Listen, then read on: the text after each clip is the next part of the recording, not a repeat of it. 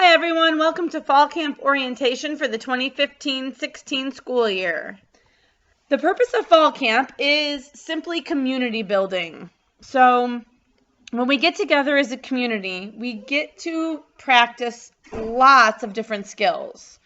And all of the skills that we practice help students with the process of valorization. So valorization is a term in secondary Montessori that means becoming a confident and capable person in life. So everything we do in secondary Montessori helps students on this path of becoming confident, strong, capable people.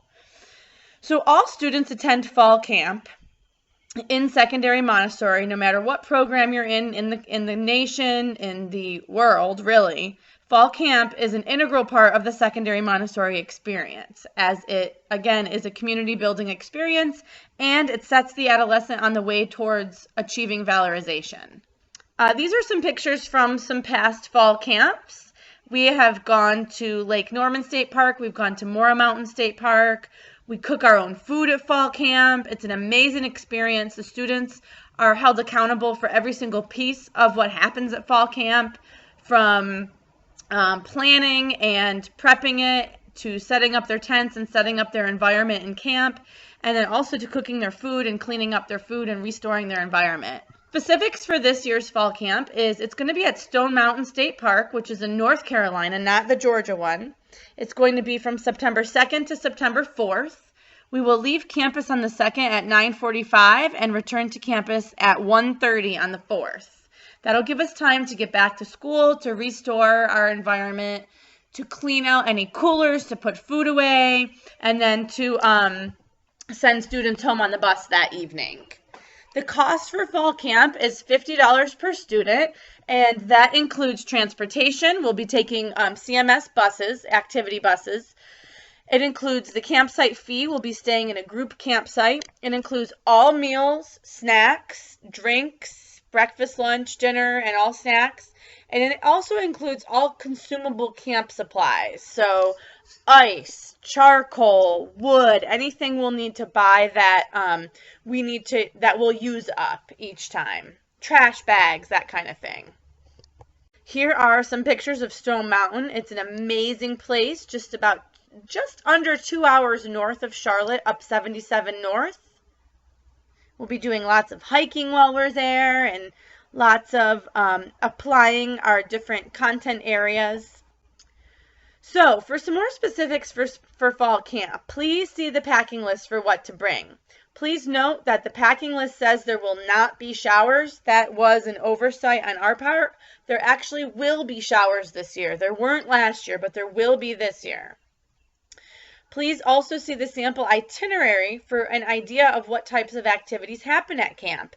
And the sample itinerary is located at the fall camp booth.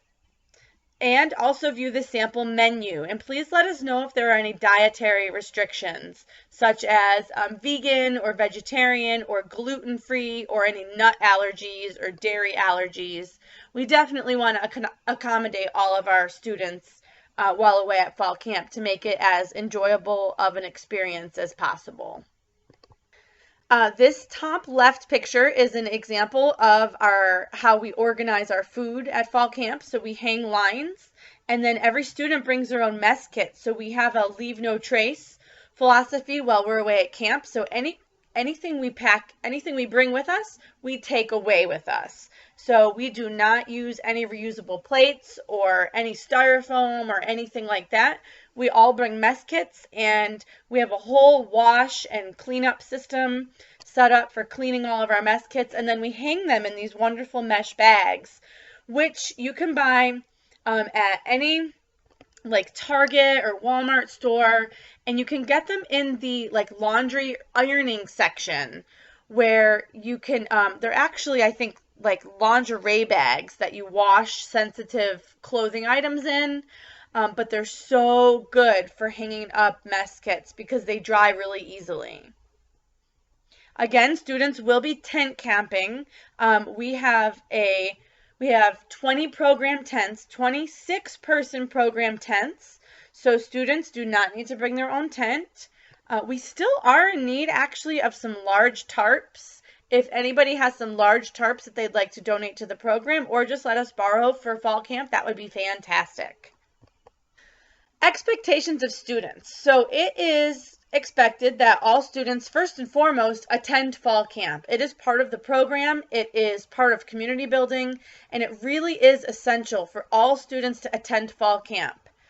And it really sets the year off the right way.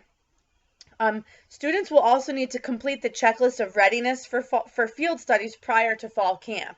They'll complete this checklist of readiness for field studies prior to any field study. And this is to ensure that students understand what's expected of them and to make sure that they feel ready to be away independently. In the event that a student does not feel ready to be away independently, students can have an adult chaperone them at fall camp. It is not encouraged that this is the case. We would prefer students to come independently because it is the bridge to adulthood, and we would really like students to start to learn independence. They may not be comfortable with it, but what's important is that we make sure students stay safe on all field studies. So safety is our number one priority. We are okay with students feeling uncomfortable as long as they are safe. When you're uncomfortable, that's when you grow. And so that's what our ultimate goal is, to help students grow while being safe. All right, students also need to understand that they have to adhere to the CMS Code of Conduct as well as to the Montessori core values. And both of those are explained in the checklist of readiness for field studies. In the event that a student makes poor choices at camp, parents will be notified to pick up their child.